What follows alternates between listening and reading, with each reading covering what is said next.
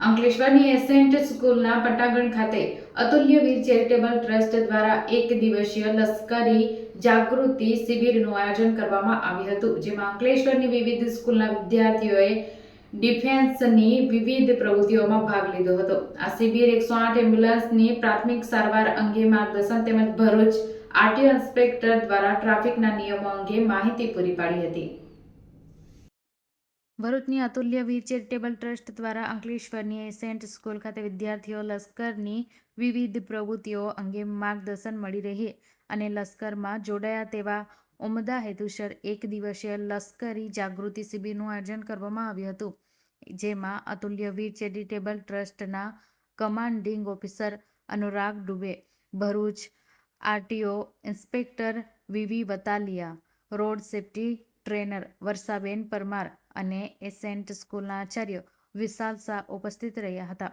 આ શિબિરમાં એડવેન્ચર પ્રવૃત્તિ, rescue session, air rifle shooting, રમતગમત, 108 એમ્બ્યુલન્સની પ્રાથમિક સારવાર, ટ્રાફિક નિયમિત સહિતની ડિફેન્સની પ્રવૃત્તિઓ અને સમાવેશ કરવામાં આવ્યો હતો.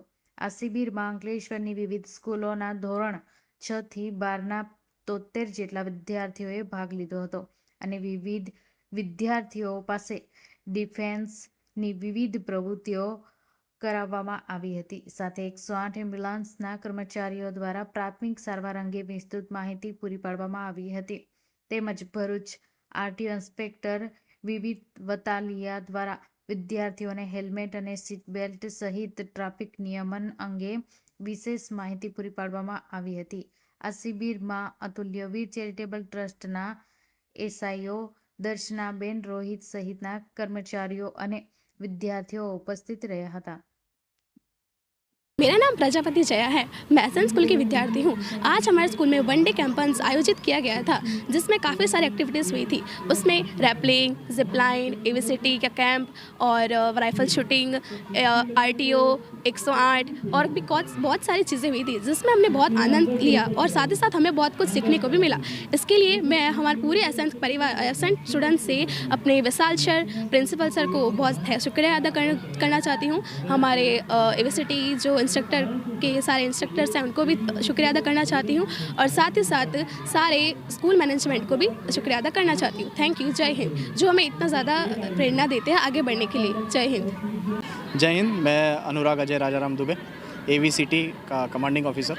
आज हमने टोटल 100+ बच्चों का एक वन डे मिलिट्री कैंप हमने रखा है एसेंट स्कूल अंकलेश्वर में, आज तारीख 15 तारीख को, जिसमें एडवेंचर्स एक्टिविटी से लेके राइफल शूटिंग से लेके ट्रैफिक सेशंस, 108 सीपीआर, शाम को कल्चर एक्टिविटी और बहुत सारे अन्य ऐसे डिफेंस फोर्सेस को लगते ऐसे ट्रेनिंग का सेशंस रखा है, जिसका हेतु सिर्फ इतना है कि मैक्सिमम बच्चे डिफेंस फोर्सेस में ज्वाइन हो और उनकी एक प्रॉपर मार्गदर्शन बच्चों को मिले। Thank you. जय हिंद। તમે સૌ કોઈ જાણો છો એમ હેલ્મેટ અને સીટ બેલ્ટ પહેરવું એ ખૂબ જ જરૂરિયાત પડ્યું છે.